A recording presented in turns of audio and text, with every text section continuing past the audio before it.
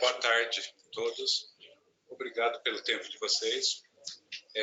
Aqui a gente vai falar sobre o webinar da Jornada Digital e quais estratégias aplicar em cloud, modernização de aplicação e dados.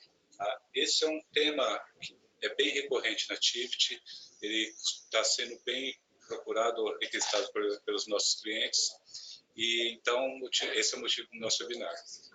Eu sou Moisés Menezes, eu sou responsável pela ator de transformação de aplicações e arquitetura de sistemas na Tivit. Bom, meu nome é Sérgio Lopes, eu sou responsável pelas soluções analytics dentro da Tivit. Boa tarde, meu nome é William Lima, eu sou Cloud Partner Engineer no Google, eu atuo com a área de parceiros.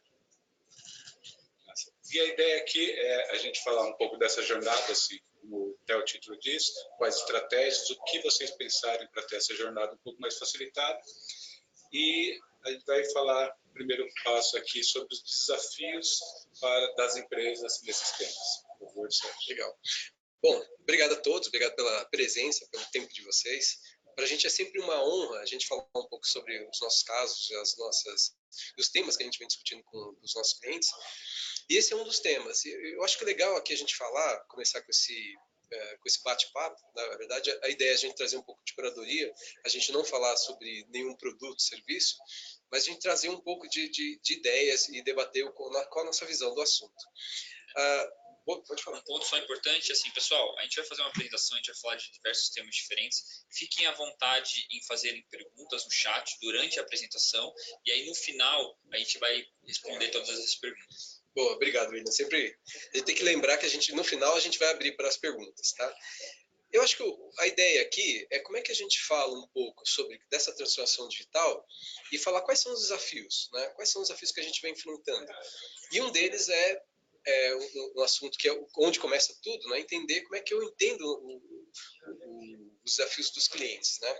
Como é que eu entendo como é que eu extraio o valor dessa abundância de informação que está sendo gerada pelos nossos clientes. Então, hoje, por exemplo, quando a gente vai numa loja, a gente já sabe que esse é um cliente empoderado, esse é um cliente que tem uma jornada errônea, ele está em todos os canais digitais, ele está querendo ter uma experiência agradável, e as empresas estão se esforçando para tentar atender esse cliente. Então, mas o que está acontecendo, na verdade? Com essa explosão desses canais digitais, a gente tem uma abundância de informações, né? E está todo mundo tentando entender e gerar novos insights a partir dessa informação. E o que está para complicar um pouco o que a gente está pensando agora, está vindo uma lei, né, que está pedindo para que a gente entenda o uso dessa informação seja um uso direcionado, ou seja, o data by design, ou seja, como é que a gente usa isso para um determinado fim específico. Ou seja, a gente vai começar voltar a fazer o opt-in desse cliente e checar para ver se eu posso usar ou não essa informação. O que a gente está mais vendo hoje é que a informação existe. Ela está espalhada nos seus IoTs, suas câmeras de vídeos, todas elas, 90% dessa informação é desestruturada, mas você vai ter que voltar para o cliente e perguntar para ele se você pode usar ou não. E essa lei não é uma lei qualquer, que é baseada na GPDR, que é a Lei dos Direitos Humanos, de 1940, que basicamente é a mesma coisa de você inferir, você poluir ou fazer trabalho escravo, ou seja, é uma lei que você cai o valuation de qualquer empresa.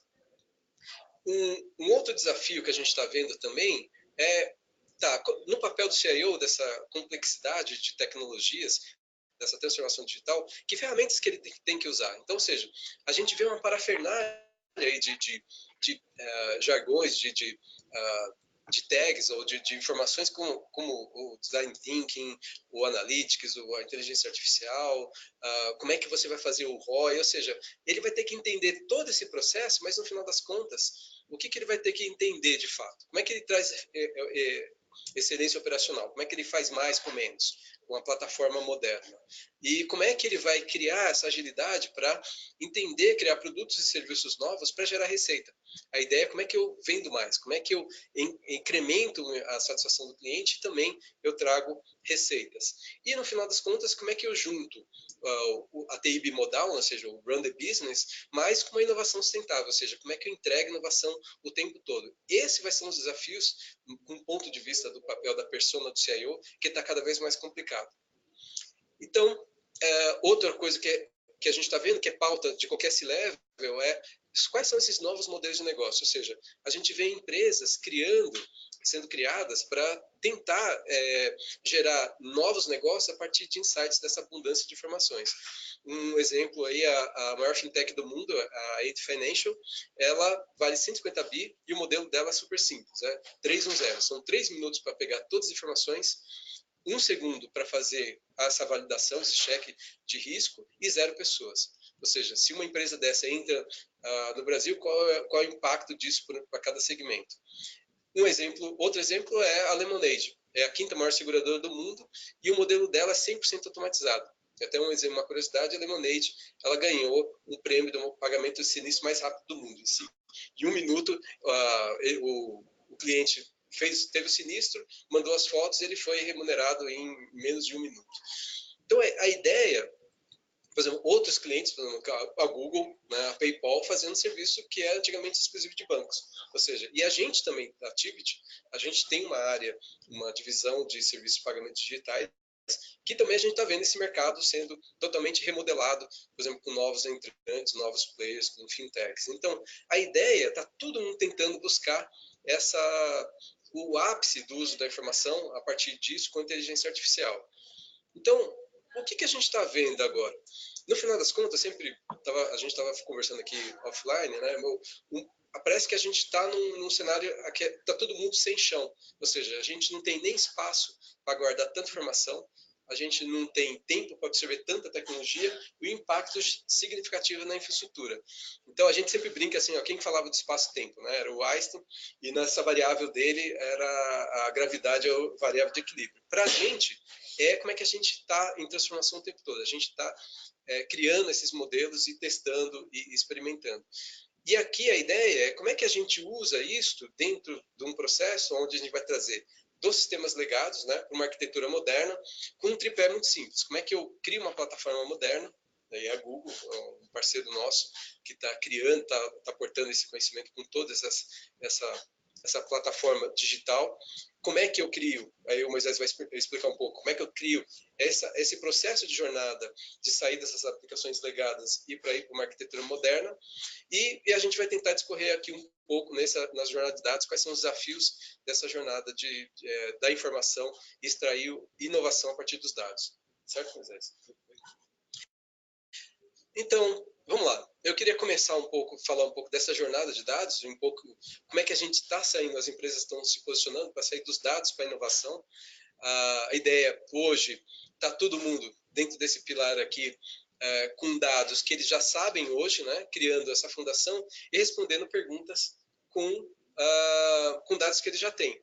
Então, o que vai sair daqui? É ter uma ideia onde eu consigo criar uma plataforma mais moderna para gerar o data lake, ou seja, incrementar volume, incrementar mais informações para gerar novos insights e você começar a responder com dados hoje que você não tinha e gerar inovação. Ou seja, você tem dados hoje que 90% disso é estruturado e 90% é informação, é ruído. Como é que a gente cria isso para criar produtos e serviços novos com informação que a gente nem imaginava? Como que a gente usa acho que a ideia geral é assim, a gente está inovando as nossas aplicações, né? A gente está inovando o modelo que a gente interage com os clientes. Como é que a gente usa hoje os dados que a gente já tem, não somente para fazer uma feature nova, mas para agregar valor para a interação com o cliente. Né? É isso aí. E aí, falando em agregar valor, né? Então, a ideia é que a gente está a brincadeira aqui está todo mundo tentando usar o ápice dessa informação, gerar a inteligência artificial, que é o máximo ali da automatizar o processo, que é o último passo da escala, mas também está todo mundo querendo fazer isso, só que ninguém quer criar a jornada inteira. Então, todo mundo fala assim, o Data Lake vai acabar com o BI, e na verdade, isso sempre vai existir. Então, todo mundo vai começar a responder perguntas que ele já sabe, com dados que ele já sabe, ou seja, quanto vendeu, por que vendeu, aonde vendeu, e esse é o primeiro passo dessa jornada, onde gera um valor gigantesco, que é criar a empresa voltada para a decisão, com a única visão da verdade, e uma empresa voltada para KPIs. Então, isso nunca vai mudar, isso sempre vai existir. O que as empresas estão começando a fazer é começar a prover essa autonomia desses dados para áreas de negócio que geralmente não são de TI. marketing, a área de logística. Isso o que a gente está falando? É pegar os dados que eu tenho e ofertar isso para essas áreas internas e gerar autonomia. Isso tem um valor significativo para agilidade, flexibilidade. E um outro passo é trazer todas aquelas informações que eu preciso enriquecer, trazer para dentro e gerar o que a gente chama de data lake, né? Ou seja, o incremento de volume de informação, complexidade, para gerar novos insights. É aqui que a gente vai criar o machine learning, a inteligência artificial, o passo de aprendizado, né? Aprendizado supervisionado, não supervisionado, para atingir esse último passo, que o volume é o máximo do uso da capacidade da inteligência artificial, que a gente tem cases hoje, por exemplo, com a Google, né? Como é que eu crio esse processo de usar o máximo com machine learning e inteligência artificial para reduzir o custo e o tempo. Então, a ideia, está todo mundo querendo ir para o céu, mas ninguém quer morrer, ninguém quer fazer essa jornada inteira, que é mais difícil. Então, vamos lá. Então, o que a gente criou aqui dentro da Tivit? É uma metodologia para entender todo esse processo e um modo diferente de entender. Né? A gente inicia do processo de design thinking e user experience para olhar a estratégia. A gente desenha essa estrutura em conjunto com os parceiros corporativos. A gente cria esses pipelines do data flow, né, o data motion, e para gerar insights, ou seja, como é que a gente captura o benefício imediato? Me dá o desafio que a gente vai entregar esse processo de ponta a ponta. E o processo, no final das contas, é como é que eu governo tudo isso? Como é que eu me preparo para LGPD? Como é que eu entendo desses pipelines? Criar o data lake é legal, mas difícil é você pescar um peixe dentro desse lake, né? Entender aonde está essa informação. E a nossa visão aqui, passando bem rápido, a gente não queria se estender, é como é que eu simplifico tudo isso? Como é que eu agilizo esse processo? Como é que a gente faz, por exemplo, num caso como a gente hoje, a gente tem a alegria de comunicar no mercado já há 4 meses, que a gente fez a aquisição da Stone, que é uma empresa de 30 anos de Big Data Analytics, que está criando exemplos como esse. Como um banco, um grande banco, que para fazer essa aprovação de crédito, ele tem 95%, ele gasta 11 segundos para fazer todo o processo, ou seja, com o computer vision eu consigo fazer o face matching da pessoa, fazer a captura desses dados, fazer o OCR de documentos, passar por um motor de decisão, esse motor vai decidir com vários birôs, e aí a gente fala que é machine learning, aprendizado supervisionado e não, com machine reason, né? Ou seja, hora supervisionado, hora não, e para fazer o quê? Todo o processo para liberar um cartão de crédito, isso com um SLA muito curto, e de uma maneira exponencial. No final das contas, só para finalizar a ideia como é que a gente faz essa jornada de dados, é como é que a gente elimina toda essa complexidade, né? Como é que a gente elimina a entropia. A ideia é que a gente faça essa avaliação de tecnologias, a gente suba todo esse ambiente do data lake, né? É um processo que a gente já faz isso há 20 anos aqui com os nossos serviços, né? Data center, e a gente cria um professional service para entregar cada desafio do squad. E no final das contas, a gente faz um processo todo ele gerenciado. Isso o Activity já faz isso há bastante tempo. E tudo isso a gente faz com parceiros corporativos que estão com a gente há bastante tempo. A ideia foi muito rápida para ter ideia, para dar uma geral dessa como é que eu faço essa transformação. E eu queria passar aqui para o Moisés, que vai falar um pouco dessa jornada de aplicações. Obrigado, Sérgio. Só novamente, assim, se tiverem dúvidas, por favor, podem postar no chat, a gente vai responder todas ao final da apresentação. A ideia é que eu vou falar um pouco, como a gente já começou a falar da jornada de dados, o que eu tenho que pensar para levar meus dados? E eu começar a pensar também, o que eu faço com o meu legado, com as aplicações que eu tenho hoje? Então, a pergunta que todos fazem, por que modernizar? Assim, a gente tem duas forças o tempo inteiro. A gente tem a força do negócio em si, obrigando a modernizar. Por quê? Para time to market, para eu trazer novos ganhos ou novos requisitos para o meu negócio, melhoria, e aumentar, na verdade, a qualidade de entregas para o meu usuário final, para o meu negócio, para quem paga a conta é o meu cliente. E do lado de TI, o que modernizar? Tem programas de débito técnico, tecnologias defasadas, e uma coisa que cada vez está sendo ou piorando no mercado é a questão de profissionais. Assim, o quando você tem aplicações muito legadas, você vai ter mais dificuldade de achar aquele skill das pessoas de uma determinada tecnologia, e cada vez as pessoas novas estão indo para tecnologias recentes, .NET Core, Java, etc. E aquelas tecnologias de outro dia, COBOL, Visual Basic, tudo, elas cada vez vão ficando mais restritas, e você vai tendo profissionais que vão desaparecendo e dificultando e gerando muito impacto para o seu negócio. Falando um pouco até sobre até a evolução dessas tecnologias, né, das arquiteturas. Mas falando, esse desenho aqui, nos anos 80, as principais arquiteturas que existiam era, para quem começaram a entregar a idade, né, eram pessoas assim, que trabalhavam com algumas linguagens, frequências COBOL, mainframe, que tudo se resolvia ali num único lugar. Basic, Clipper, ou seja, era uma aplicação e banco de dados, era uma coisa só. Era tudo praticamente naquele único terminal, funcionava. Se você precisava fazer uma comunicação, dificilmente você fazia.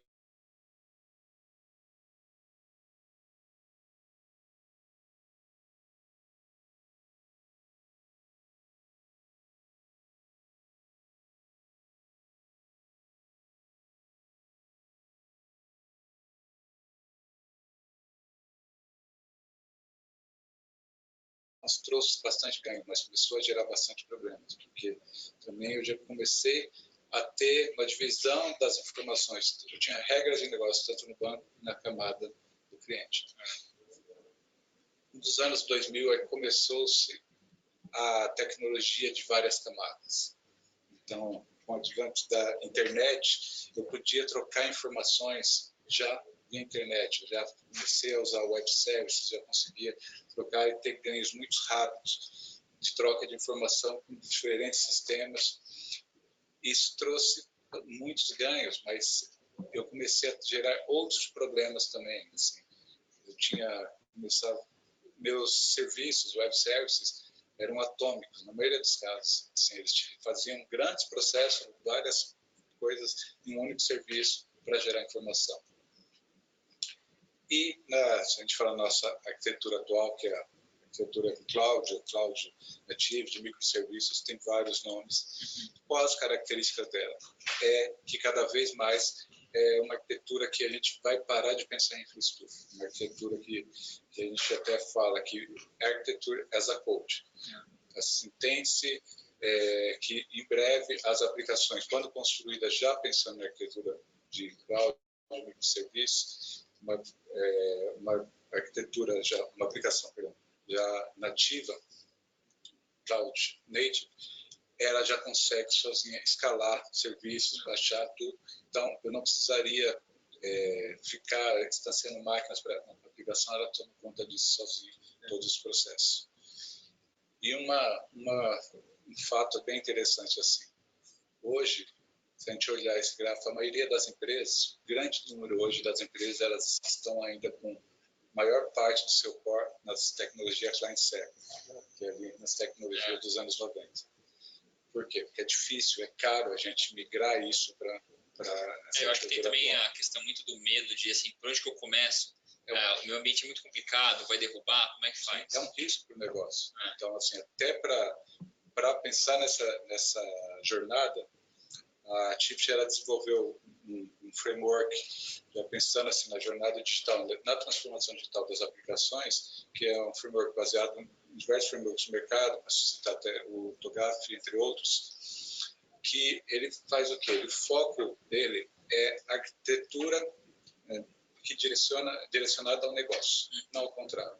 Então, o seu negócio, o negócio do meu cliente vai falar o que eu preciso fazer para construir a arquitetura para ele.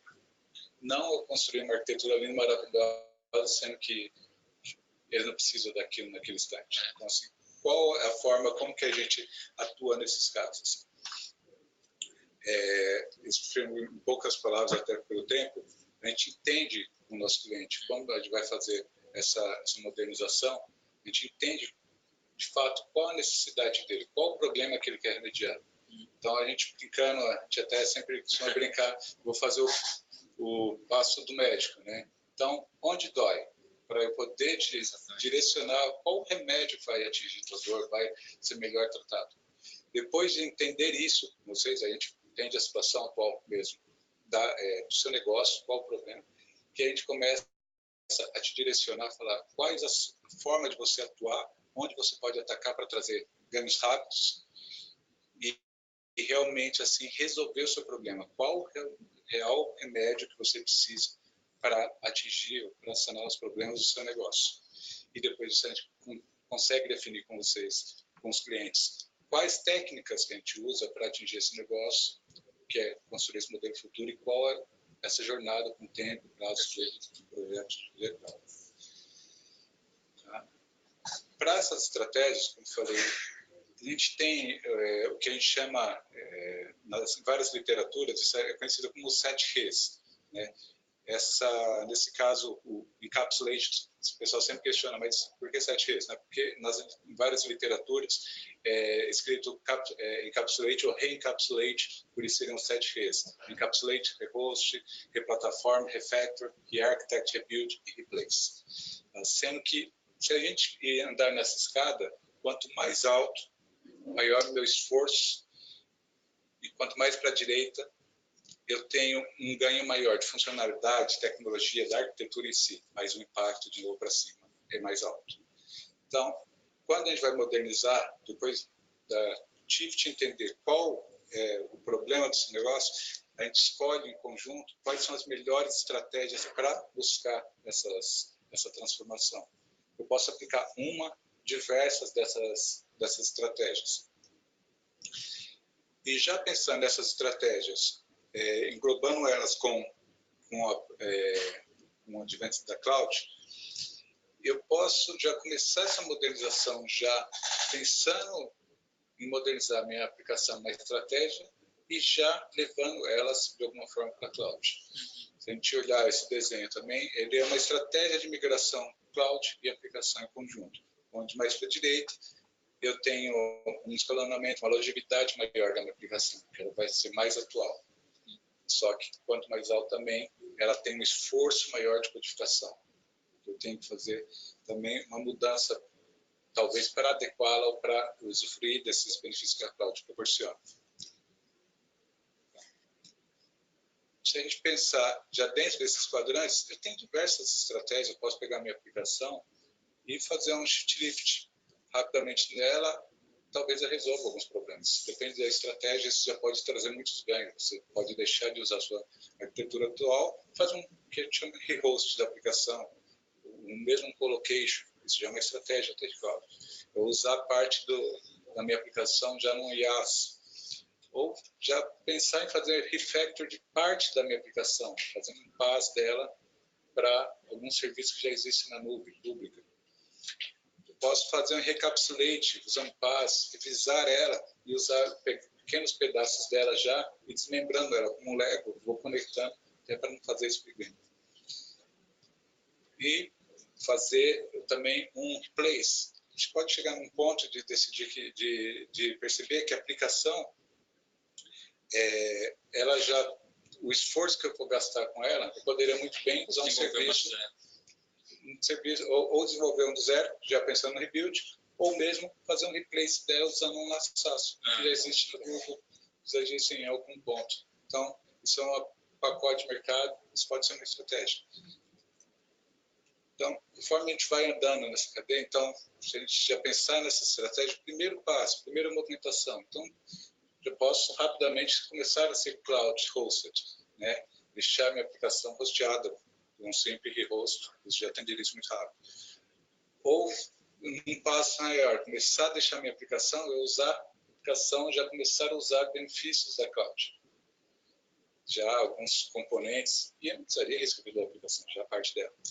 Mas aí eu começo depois também indo mais alto nessa cadeia, mais para a direita, mais para o alto, já tem as aplicações cloud native, já pode já começar a usar containers, já usar a elasticidade que a cloud proporciona, ou no final ali no estado da arte, eu ter as aplicações cloud totalmente nativas. E ela vai tratar a sua arquitetura literalmente como código.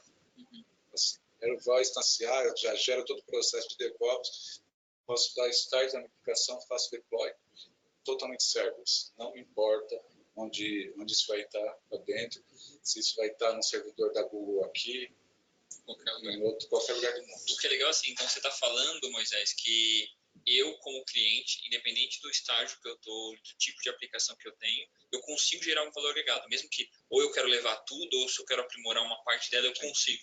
Sim.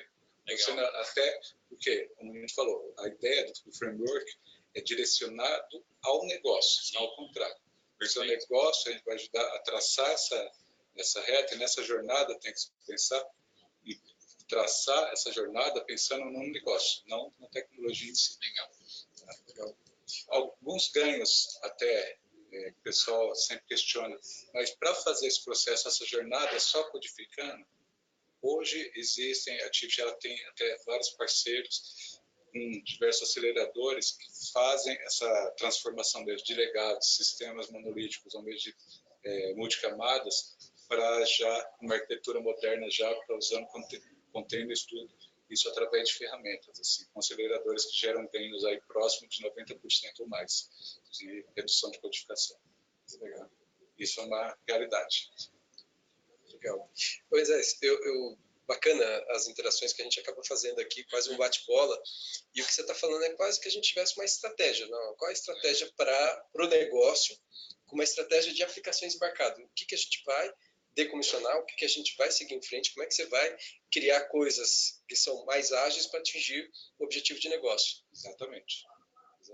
Por isso que a gente fala, por isso que o nosso framework, ele é arquitetura baseada no negócio. Quem vai criar a minha arquitetura é o negócio do meu cliente, não o contrário. Bacana. Legal. Eu vou passar aqui agora para o nosso amigo falar um pouco sobre a jornada de cloud. Obrigado pelo convite, Tivit. Bom, pessoal, a minha ideia aqui é explicar um pouquinho de quando a gente está falando de modernização de aplicações, é muito lindo a gente falar de tecnologias novas, serverless, microserviços, é muito legal eu falar disso, mas a realidade é que no dia a dia, o modelo que a gente estava desenvolvendo essas aplicações, o comportamento que a gente desenvolvia até ontem, é de uma maneira. Quando eu aplico essas novas tecnologias, o mesmo comportamento não pode ser, não vai dar benefício, né? Então, quando a gente fala o ROI de aplicações modernas, elas só vão chegar quando eu aplico um framework como o da Tivit e eu modifico a maneira que eu, cliente, estou atuando com essas aplicações, né? Eu modifico a maneira que eu estou desenvolvendo, a questão de suporte, erros e assim por diante. Né? Se você pensar em quais são os pilares quando a gente está falando de aplicações modernas, existem 5 que são aqueles mais populares. O primeiro é aquela questão de desacoplar as aplicações, então a aplicação não é mais um bloco fechado grande, mas sim serviços apartados, que quando eu tenho algum problema, quando eu tenho algum erro, eu consigo fazer um drill down específico num serviço, eu consigo fazer uma varredura exatamente naquele serviço, naquele problema, e aí eu consigo ser mais ágil na minha parte de aprimoração. Um ponto que o Moisés comentou e que você mesmo, Sérgio, comentou, a questão de serviços gerenciados. Quando eu estou trazendo esse serviço para essas novas tecnologias, serviços gerenciados apoiam muito a gente. Porque eu não preciso mais pegar o meu desenvolvedor e fazer ele preocupar com a parte de memória, com a parte de core, elasticidade, sobe, desce, serviço. O tráfego está vindo aqui, agora o tráfego está vindo para lá, como que eu direciono isso? Serviços gerenciados apoiam nisso, né? A gente pode chegar até num ponto de falar de serverless, que é a questão de eu pego o meu código, coloco lá, e aí eu não me preocupo, ele vai rodar para mim. Aonde está rodando, como vai rodando, não. Eu só preocupo como esse código vai acontecer o trigger dele, o gatilho dele, né? E a gente chega também na questão de portabilidade, que os containers viraram muito famosos, né? A capacidade de você empacotar suas aplicações e poder fazer essas aplicações rodar em todos os lugares. Ou até o ponto de eu chegar e mudar o modelo que eu faço o desenvolvimento. Eu automatizo a um ponto que eu tiro a parte humana, tiro aquela parte onde o ser humano tem aquela questão de erro, eu quero fazer o deploy. Em vez de fazer o deploy manual, e aí esqueci uma parte, esqueci um problema e acaba acontecendo uma falha grande, eu consigo fazer isso de uma maneira mais automatizada. Um caso interessante que eu vi, que é uma pesquisa que fala o seguinte, de 40% até 90% do custo de uma aplicação vem depois que eu lancei essa aplicação. Por quê? Porque às vezes muitos dos clientes não passaram por esse framework exatamente que você mostrou, onde analisou qual era a necessidade de negócio. Ele foi lá e falou assim, não, eu quero usar essa tecnologia, quero usar essa tecnologia. E aí o que ele faz? Contratou uma fábrica de software, desenvolve para mim aí. Depois que eu recebo a aplicação, eu não sei orquestrar com essas tecnologias. E aí eu tenho um problema depois. Os problemas de escalabilidade, chamados e assim por diante. E aí por isso que eu acho que essa ideia do framework que você falou alinha muito com o que a gente está conversando aqui, que é a ideia de que deixa eu entender qual que é o problema da minha empresa, o que eu preciso, como que eu arrumo isso, né? Como que esse novo serviço que eu desenvolvi, ele está alinhado com as minhas expectativas e com, às vezes, o meu time, né? A gente fala muito do famoso SRE, que é o modelo ágil de desenvolvimento de aplicações, né? O Google é muito forte nisso e leva isso muito por mercado, que é a ideia de como a gente transforma o modelo que eu empresa, trabalhando com as minhas aplicações, né? Então, ele tem esses 5 pilares, que é, primeiro, reduzir os silos, né? Aqueles grupinhos organizacionais. Então, assim, aquela área cuida de toda a aplicação. Não, eu pego agora todo mundo tem um pedacinho de gerenciamento daquela aplicação. Todo mundo tem não existe uma área específica, não são áreas separadas. Todo mundo faz parte de um framework só, né? Na hora que eu estou fazendo esse planejamento, e aí eu entendi a dor de negócio, estou fazendo o planejamento, o desenvolvimento da minha aplicação, eu entendo que falhas tem que estar no meio desse planejamento. Falhas não pode ser aquele negócio que a gente não pode esperar, que não vai acontecer, e quando acontece a gente está despreparado. E aí eu estou em casa, não tenho como ninguém para me apoiar, e aí eu acabo desorganizando. Então, falhas têm que fazer parte desse desenvolvimento. A questão de implementações graduais, que você comentou muito quando a gente está falando dessas novas tecnologias, que se eu não tenho essa visão certinha de onde eu quero chegar, às vezes eu vou lá e faço um deploy gigante. Aí eu faço esse deploy gigante na minha aplicação, deu problema. Aí eu tenho que voltar tudo, isso é um custo muito alto para a minha empresa, é um problema muito alto. Como eu faço deploys pequenos, que quando der um problema eu consigo voltar rapidamente e o meu custo não é tão grandemente afetado. A questão de automação, que nem a gente falou, eu quero automatizar esses processos, eu não quero ter que preocupar com um ser humano ir lá fazendo deploy manual, mas eu faço de uma maneira mais automática, uma maneira que eu não tenha esse problema. Até chegar no ponto que a gente tem que sempre mensurando isso, sempre analisando e observando esses dados, né? E aí, quando a gente está falando de ambientes híbridos, modernização de aplicação, existem 6 pilares que são os jargões das tecnologias que todo mundo busca, né? E que, com certeza, dentro desse framework, na hora que a gente está analisando a necessidade de negócio, muitas delas vão entrar.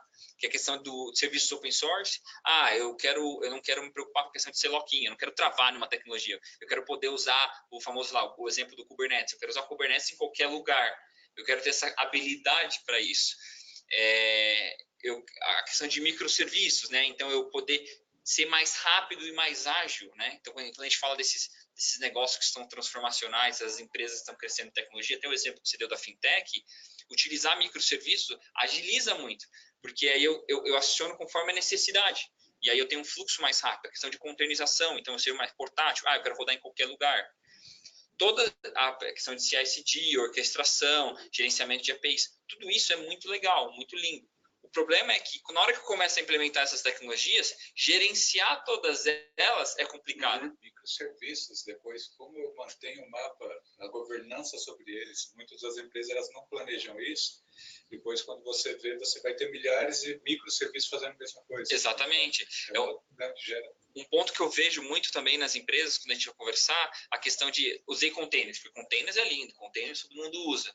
Mas a questão da comunicação entre essas pods dentro dos containers é segura? Essa comunicação está segura? Está separada? Eu vou ter que orquestrar tudo isso, eu vou ter que gerenciar tudo isso. E o que eu estou querendo mostrar aqui é como que hoje o Google consegue apoiar isso, né? Essas tecnologias, elas já estão parte da vida do Google há muitos anos. Um exemplo é a questão do famoso Kubernetes, que hoje o mercado inteiro usa. Para quem não conhece, o Google trabalha com a questão de containers desde o começo lá de 2003. Faz mais, 15 anos que a gente está quando a gente criou o famoso Borg. Borg foi o primeiro projeto que a gente desenvolveu, e em junho de 2014, a gente forneceu para o mercado open source o Kubernetes. Então, hoje, dentro do Google, se você vai subir uma máquina virtual na nuvem, ou vai fazer qualquer coisa, tudo é containers. E aí poder orquestrar tudo isso é muito importante. Então, assim, a gente falou muito dessas tecnologias transformacionais, mas como é que eu consigo utilizar essas tecnologias transformacionais dentro da minha... Eu faço framework, eu entendo onde eu quero utilizar, mas ao mesmo tempo, como é que eu gerencio tudo isso, né? E hoje o Google consegue apoiar isso. né? Um exemplo, hoje o Google lança toda semana mais de 4 bilhões de containers. Então, toda semana tem 4 bilhões de containers sendo subidos, descendo e assim por diante, porque quando a gente está trabalhando isso, a gente já consegue gerenciar. E dentro desse serviço, a gente criou serviços para ajudar o cliente a apoiar nisso, né? E a Tivity é um dos parceiros que ajuda a gente a entregar.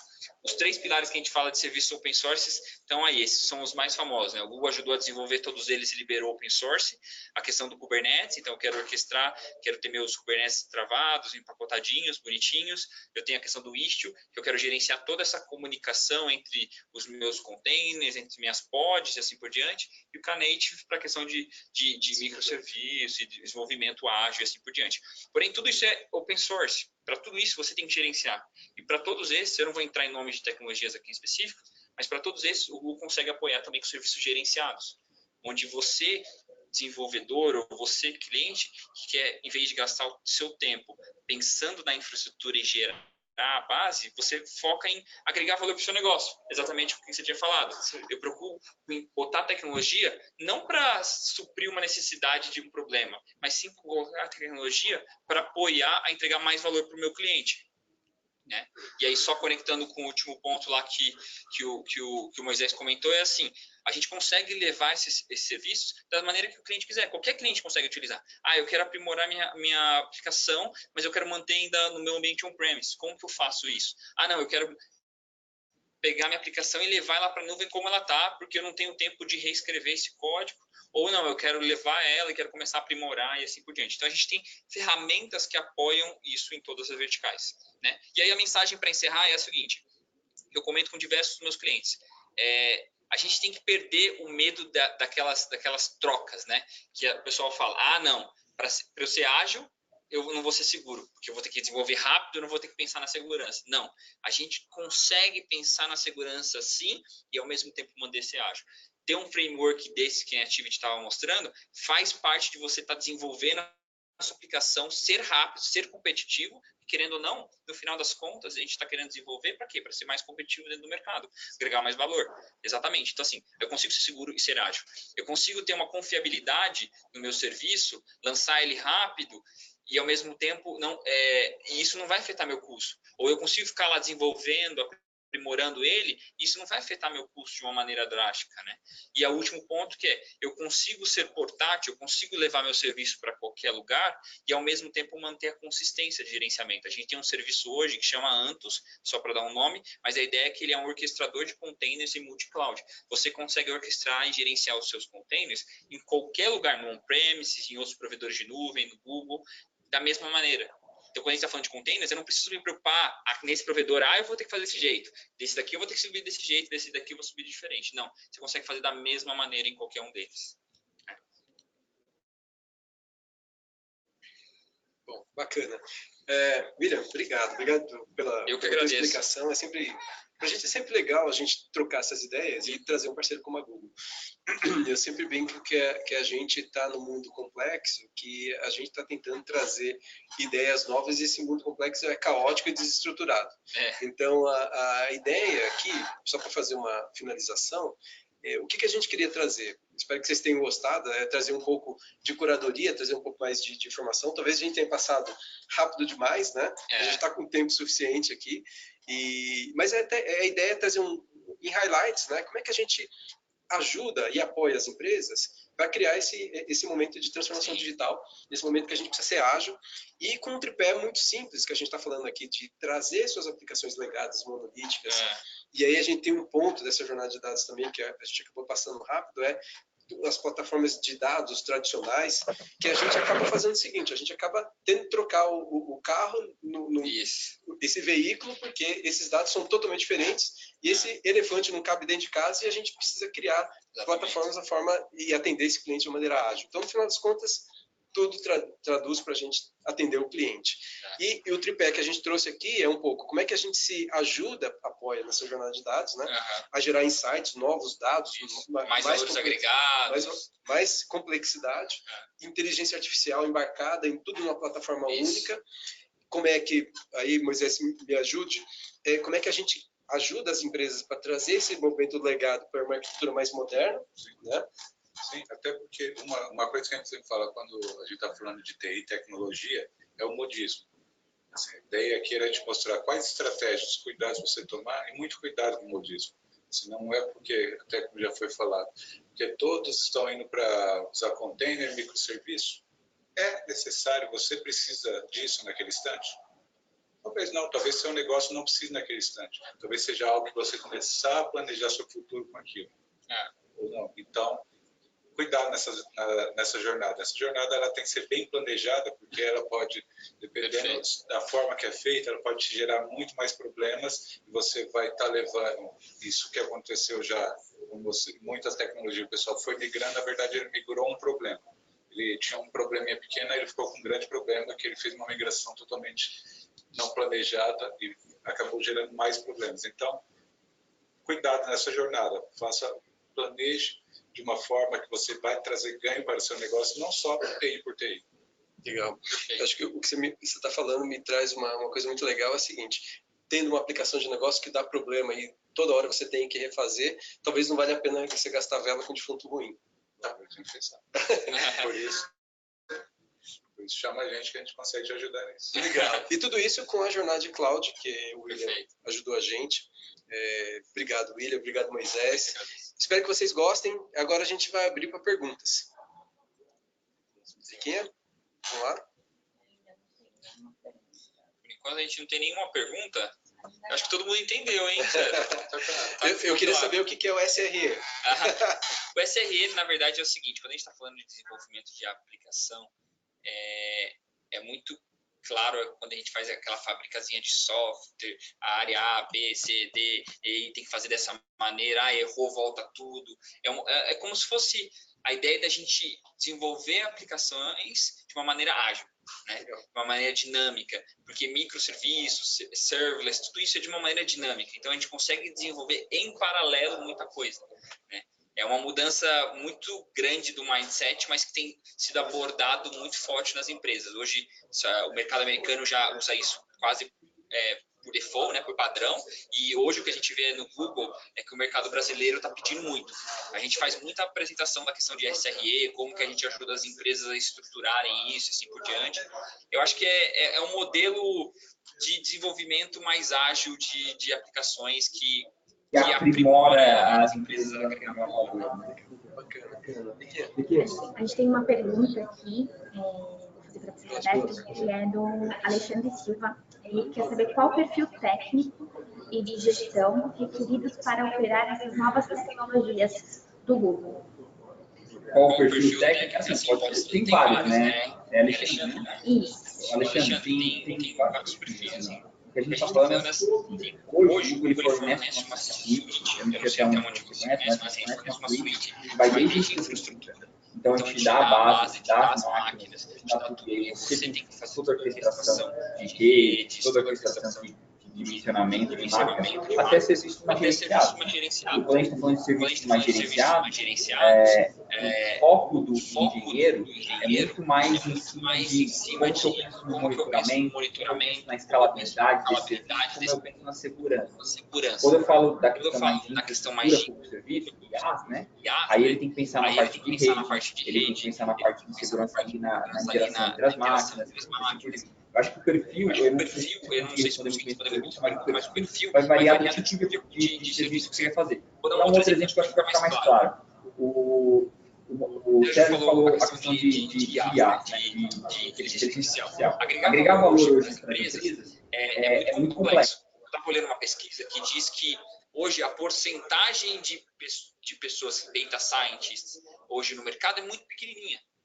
E as empresas hoje ela não está capacitada para, ao mesmo tempo que ela quer utilizar todos esses serviços desenvolvidos, ela não está capacitada hoje para conseguir desenvolver isso em casa. Eu quero desenvolver uma inteligência artificial,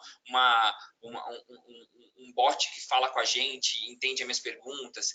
E aí hoje o que a plataforma do Google pode fornecer é que a gente tem serviços que são desde APIs prontas, que você chama ela e ela te traz todo o valor agregado e você não precisa ter conhecimento muito grande do que está rodando ali por trás, a questão de como desenvolve o modelo, ou até a parte de infraestrutura, onde você fala assim, não, eu quero pegar o TensorFlow e quero desenvolver do zero.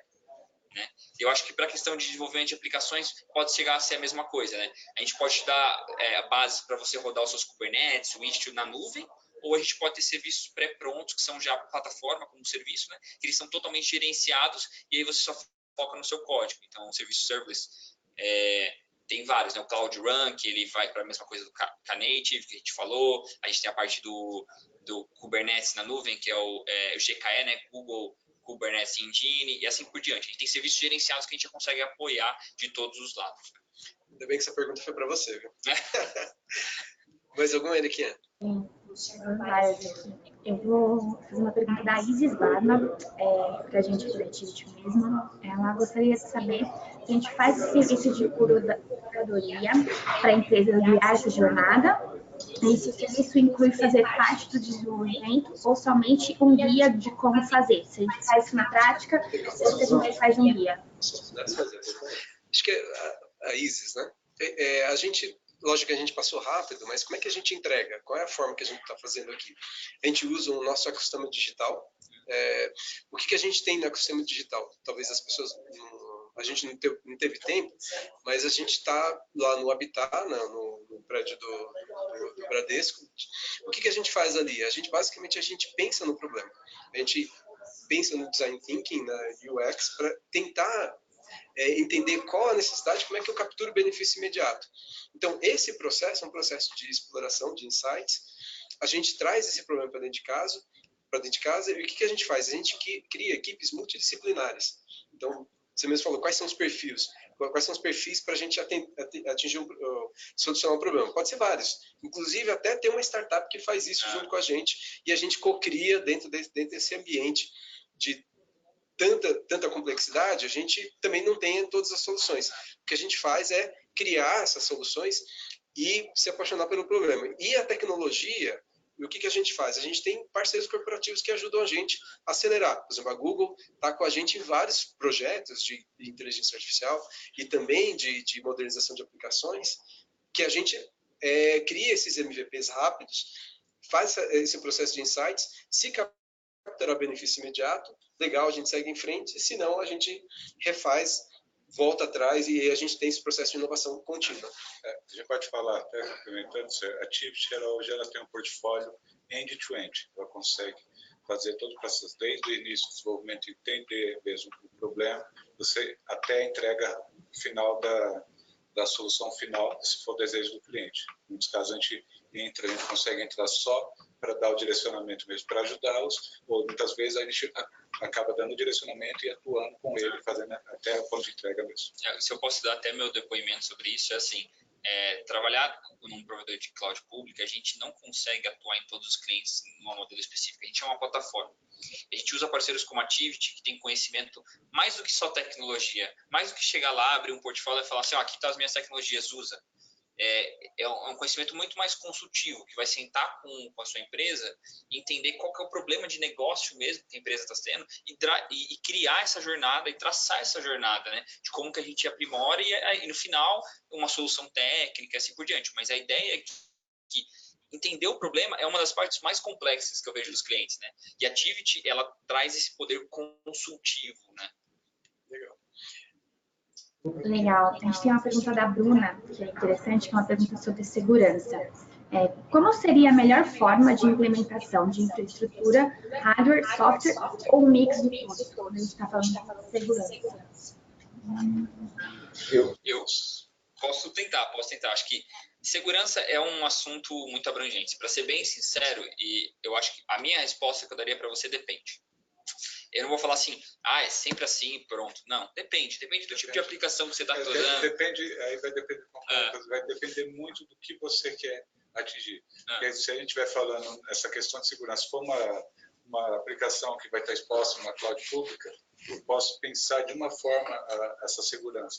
Se ela vai ser exposta numa cloud híbrida, pode ser outros caminhos. Então, e o que é segurança também? Por exemplo, o que seria exposto? Seria dados dos meus clientes, uma coisa super preciosa. Não, seria, sei lá, um número totalmente variado que para qualquer pessoa que pegar não faz diferença. LGBT somente, então, assim, é bem... Desculpa, aí a gente vai falar, depende. Depende bastante. A resposta vai depender muito do... Eu acho que tem um exemplo que é muito legal que a gente está fazendo com o cliente, que ele tinha essa necessidade de segurança.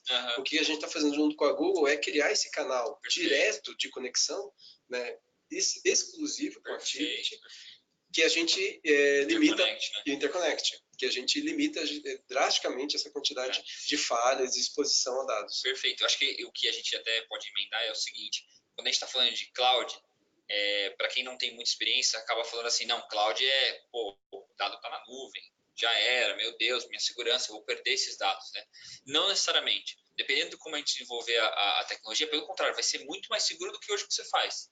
Se você olhar a quantidade de certificados que hoje o Google tem pelo mundo inteiro, porque ele tem que manter essa fidelidade, essa segurança alta pelo mundo inteiro, é muito mais alto do que, às vezes, aquele cliente que tem dentro da casa dele. O servidor embaixo da mesa dele ali é aquilo, né? Então, isso varia muito. O que eu acho que o Sérgio está falando existe a possibilidade, dependendo do nível de segurança, de você criar uma conexão direto pela rede do Google até a Activity.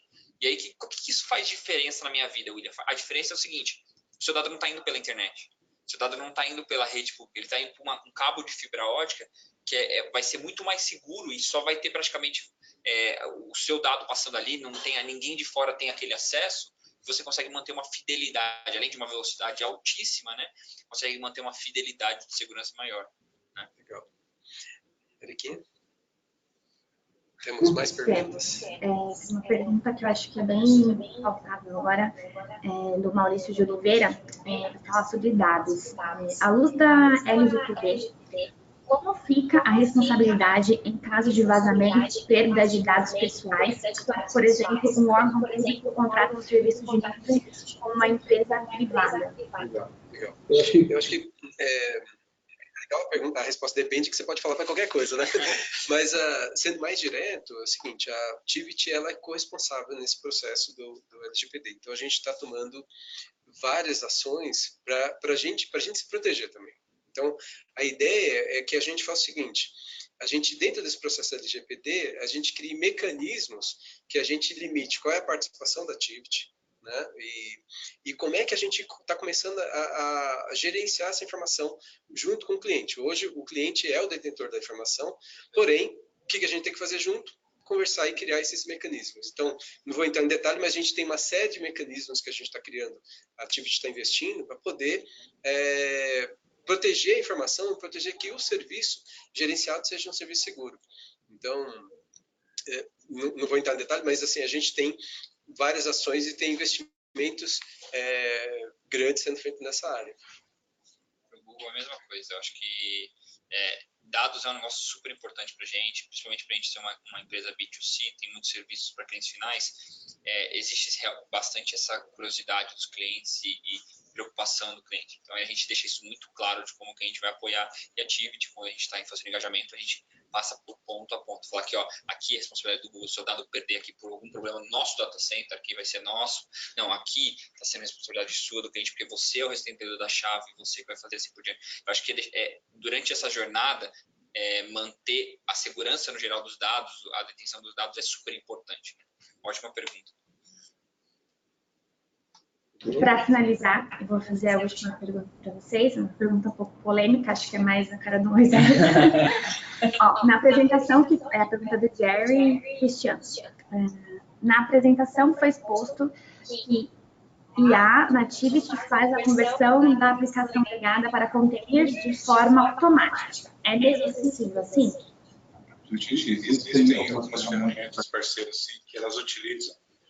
Isso depois, se tiver interesse, pode até mandar e-mail mesmo, a gente conversa e até faz apresentações mais direcionadas, porque um tópico vai bastante tempo.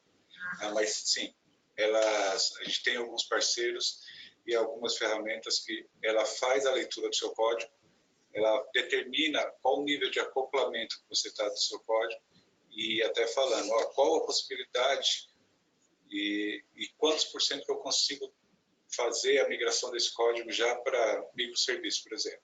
Porque dependendo do nível de acoplamento do seu código, é mais fácil, muitas vezes, falar, olha, aqui está desculpa o termo, um balaio de gato.